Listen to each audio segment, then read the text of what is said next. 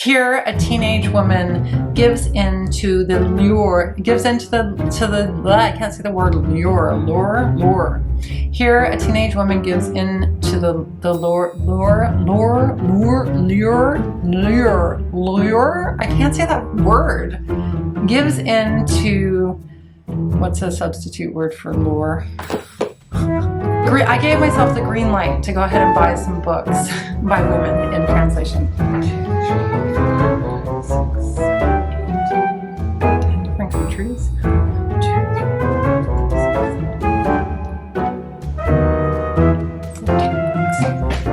So I'm going to be talking about 14 books today from 10 different countries.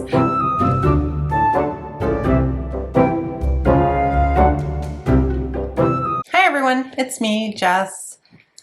How you doing? I hope everything is good. I hope everyone is well. Hello, granola. I hope everyone's having a really nice summer. Hello, my buddy. I can't believe that I'm here filming my video with my options, pile of possibilities for what I should read or what you might want to read for Women in Translation Month. I was reflecting a little bit and I went back and watched my video from last year. My hair was a bit shorter. The selections that I had made, I realized I didn't really get to very many of them, which is slightly embarrassing. I'm gonna leave that video linked in the description box below. What's nice about that video is that it was the first time that I had ever made a video recommending books by women in translation. And so I was able to talk about books that I'd read already. So I was able to make recommendations based on what I'd already read, which is really nice. There are some books that I didn't include in that video that I've read that I thought about including in this video, but I think for today, I'm just going to talk about the options that I'm looking at, pile of possibilities, options maybe for you to pick up, to read. Some have been recommended to me by viewers of the channel. Some have been recommended by other booktubers. Some of them I know I'm going to be reading, like 2 books that I'm going to be talking about today. I already know that I'm reading for sure because one is A Buddy Read with Lori and one I've already started because I pulled it from my wrapped TBR pile for last month's TBR or this month's TBR because I'm still filming this in July. That's really what to expect in this video. I don't want to ramble too much in this intro and I want to get right into the books. But before I do that, I also wanted to mention I noticed yesterday, or maybe it was the day before yesterday, that Charlotte Malloy posted an announcement video for a readathon for Women in Translation Month, which I would love to participate in. So I'm going to go and take a look at her prompts, and then from there I will put together my official TBR for August, including some other books that I'm hoping to read in August that will be coming. But for today, we're just looking at options of books to read for Women in Translation Month. So I have 14 books I'm going to talk about from 10 different countries. Hopefully I counted correctly.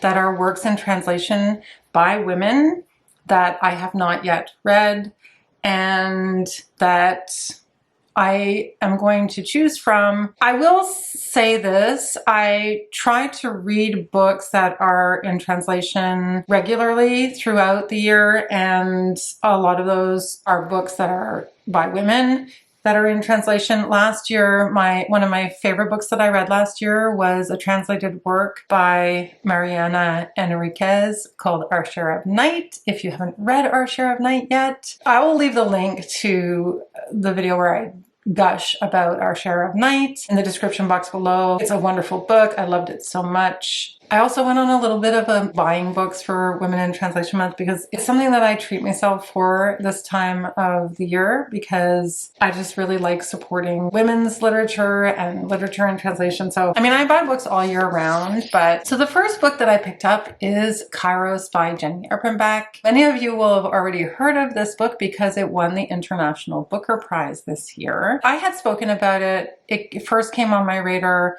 I think almost a year ago when I was doing one of the Globe and Mail lists of books to watch out for. I think it was fall of 2023. I'll leave a link to that video as well. It might not be for everyone. I have a friend who's read it and she said it might not be for everyone, and you kind of have to maybe have some understanding of Germany and the split between East and West Germany to be able to appreciate it. But I'm still really interested in reading it, and I have no problem educating myself. If a book presents me with some historical context that gives me an opportunity to learn more about that, I appreciate it. So if you're that kind of a reader, you might appreciate this type of a book. And I know that this is about a relationship between a young woman and an older man. The long-running affair between Katharina and Hans begins in East Berlin at the end of the 1980s. As it takes its passionate, difficult course, the world of the socialist GDR collapses around them. As the Times Literary Supplement writes, the weight of history, the particular experience of East and West, and the ways in which cultural and subjective memory shape individual identity have always been present in Erpenbach's work. She knows that no one is all bad, and she masterfully captures the existential bewilderment of this period between states and ideologies. So that sounds good. I hope. I don't know how I'm going to choose between all of these different books. I just hope I get to one or two of them. I also had hoped to read, I talked about this book when I did my TBR for Misery May. It was suggested to me by, or a subscriber asked me, have you ever read anything by Clarice Lispector at one point? And I never have. So I had put this book on my TBR for Misery May and I did not get to it. So now I'm thinking about the possibility of trying to read it for Women in Translation Month. It's a beautiful copy. I really love the copy that I picked up. It's The Hour of the Star by Clarice Lispector, and it's not a very long book, so I think it's a possibility. The Hour of the Star is Clarice Lispector's final novel. It tells the story of Macabea, who is one of life's unfortunates, living in the slums of Rio and eking out a poor living as a typist. Macabea loves movies, hot dogs, Coca-Colas, and her rat of a boyfriend. She wishes to be like Marilyn Monroe, but she is ugly, underfed, sickly, and unloved.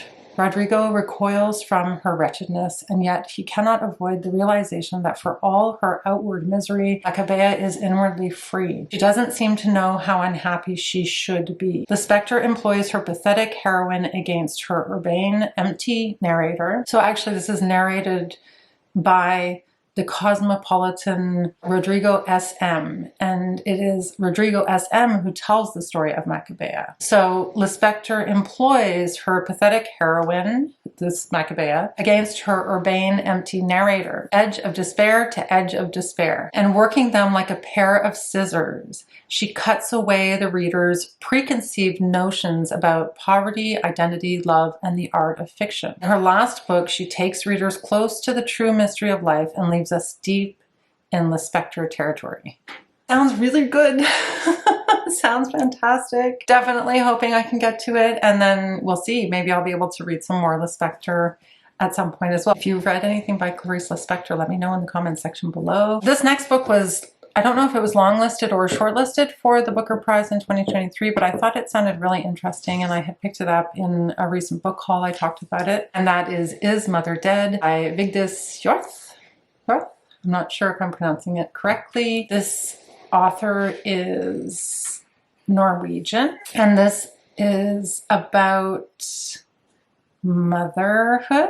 The inside cover leaf reads, "To mother is to murder or close enough. Thanks, Joanna." A recently widowed artist returned to Norway after a long absence. She is preparing for a retrospective of her career. So she's an artist. Subject of her work is motherhood, and her controversial paintings have opened a rift between Joanna and her own mother. Physical proximity sets both women on edge, and it is not long before the older woman is stalking Joanna's thoughts, and she in turn stakes out her mother's home. Spare and rhythmic prose immerses the reader in a tortured, fascinating interior world. Well, I don't know. That sounds really good as well. It sounds a bit intense. I love this cover. I think the colors in this cover are gorgeous. Let me know if you've read Is Mother Dead and what you thought of it. I don't know if it's the one I'm most excited to get to right away, but it was interesting enough for me to pick it up, and I'm glad that I picked it up, and I do want to read it at some point. The next next book was recommended to me by a commenter on one of my videos a while ago. It's The Wall by Marlene Haushofer, and I heard really good things about it even before. I don't know who it was who commented and recommended it. But before the recommendation was made, I had heard of this book and I had thought about reading it. It sounds fascinating. It's about a middle-aged woman who wakes up one morning to find herself separated from the rest of the world by an invisible wall. While she's on vacation, and she's on vacation at this hunting lodge in the Australian mountains, and she has with her a cat, a dog, and a cow, which are her only companions. She learns how to survive and cope with her loneliness. Allegorical, yet deeply personal and absorbing, The Wall is at once a critique of modern civilization, a nuanced and loving portrait of a relationship between a woman and her animals, and a thrilling survival story, a Cold War era dystopian adventure, and a truly singular feminist classic. Sounds fantastic. It sounds fantastic. This one is, well, another Norwegian, wait, this one was, so that was Austrian. I have another Norwegian choice that I just picked up at one of Montreal's independent bookstores, Librairie St. Henry. I'm going to leave a link to their website in the description box below. They have a great selection of titles, and I really love going there and getting recommendations from the team that works there. They're fantastic, and shout out to St. Henry Books. If you're ever in Montreal, please check them out. The first book that I got there was, I had thought about picking up Paradise Rot, but this sounded more compelling to me. Girl Against God by Jenny Vall this sounds so good.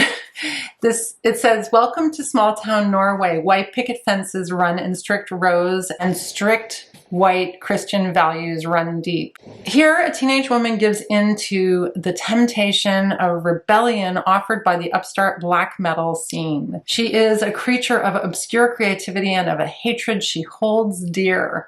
A woman after my own heart. She moves to Oslo, a site of weird convergences, a coven of witches cook up curses, demons descend on a cafeteria. A time-traveling Edvard Munch joins a metal band closely pursued by his pubescent model who has murder on her mind. This sounds so intriguing. Meanwhile, out deep in the forest, a group of schoolgirls lose their way and find only terrible strangeness. Awful things happen in Aspic. This is just, it sounds really radical and strange and very feminist, and I'm here for it. So this could be it for me. Look at this cover. What a wild cover. That's a pretty wild cover. I can't talk about women in translation or translated works in general without talking about Japanese books because I love them. I am currently reading Fish Swimming in Dappled Sunlight by Riku Onda. I had read the Owasawa murders and talked about that in last year's video for Women in Translation, and I pulled this from my wrapped TBR. I'm more than halfway through and it's very good. It's very slow. I would say it's a slow burn, but already there have been some shocking revelations. It's about a couple who go on a hike and their hiking guide dies, and then you're entering the story with them having a conversation where each believes the other person may have killed the guide.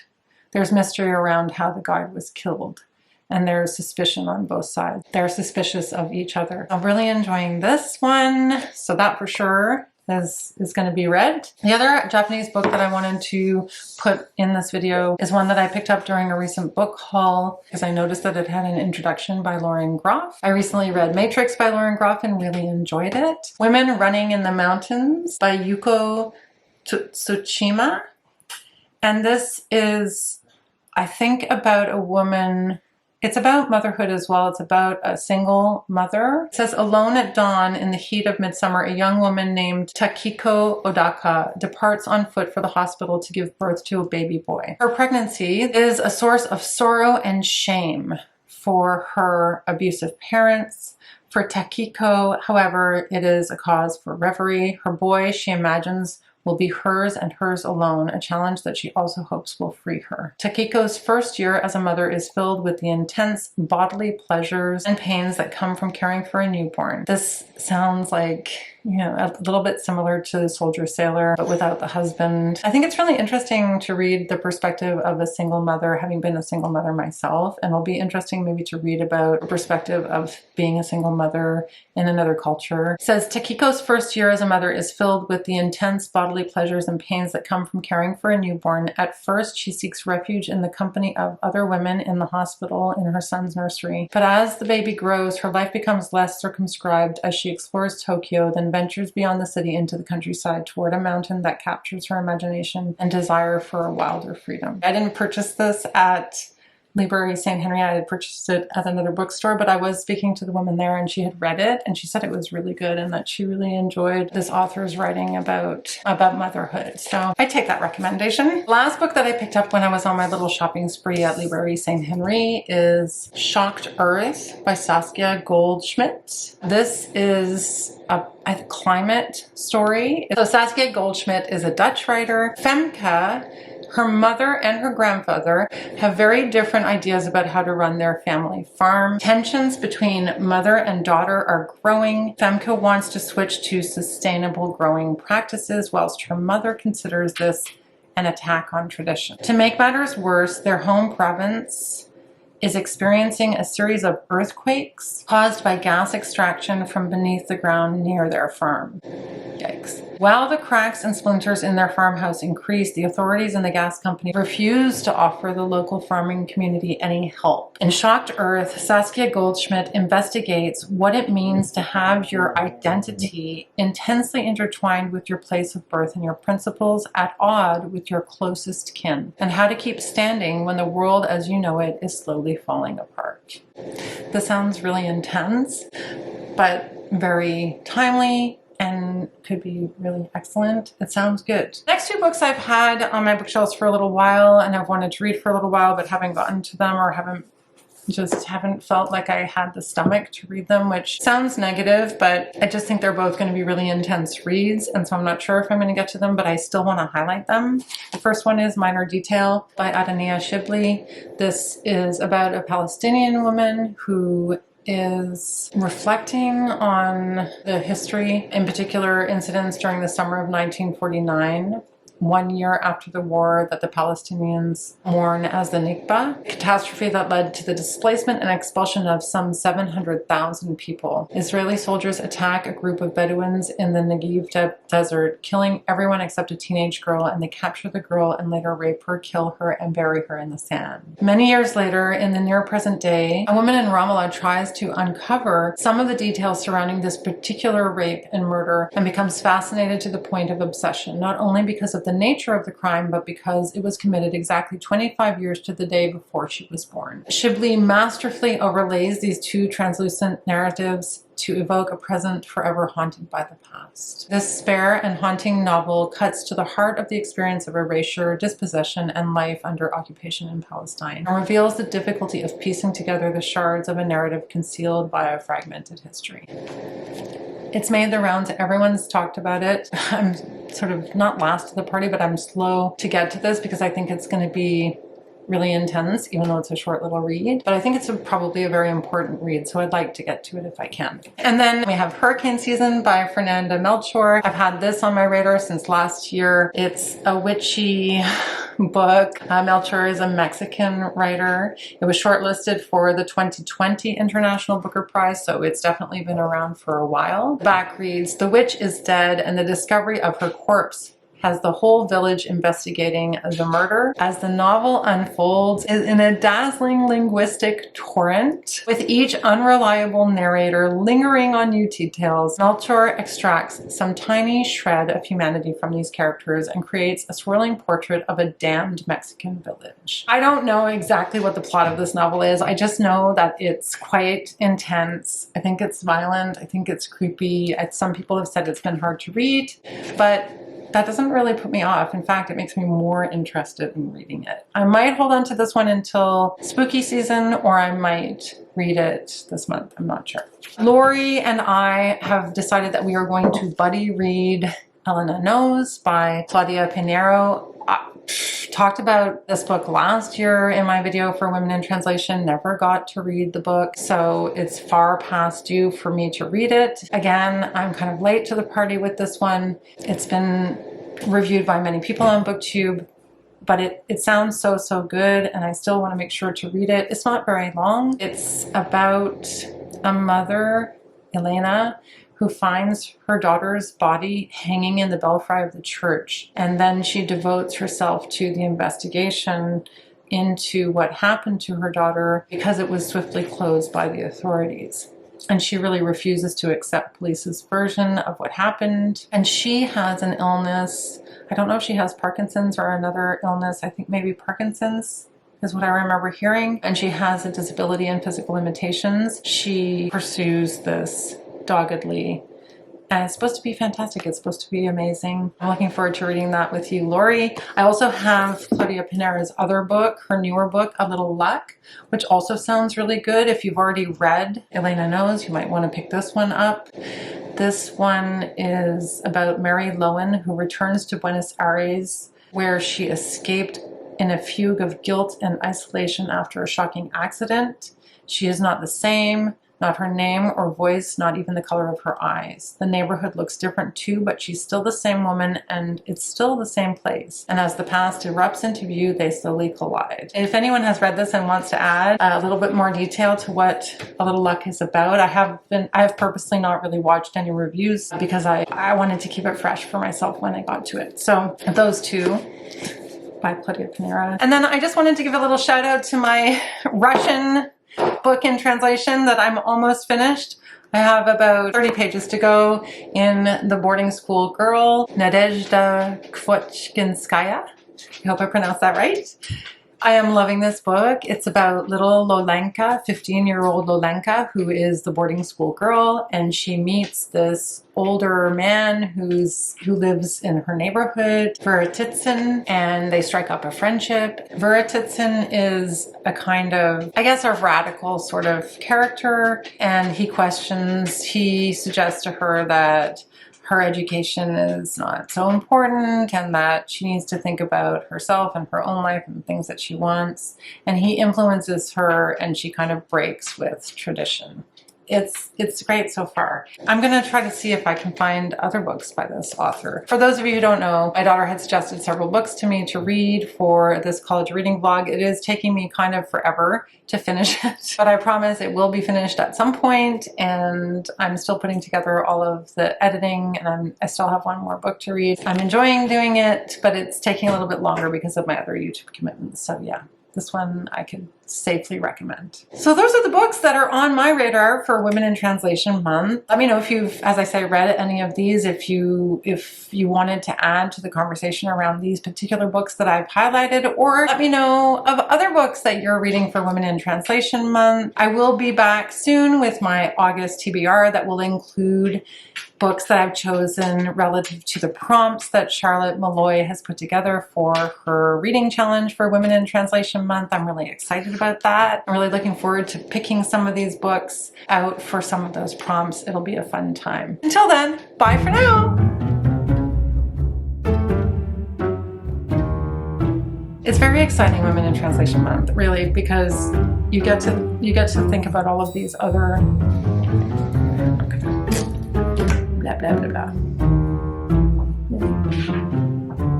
The next, seriously, some have been recommended to me by people. Some have been recommended to me by, and I'm going to be reading the description on the back. I hope I read it in a way that isn't too monotonous or boring. Why would I even say that? Let's not even go there. Where are we? I don't know. She masterfully captures the existential bewilderment. That was a mouthful. You know, some of the little blurbs on the backs are always like sometimes very wordy. Anyway, so rewind.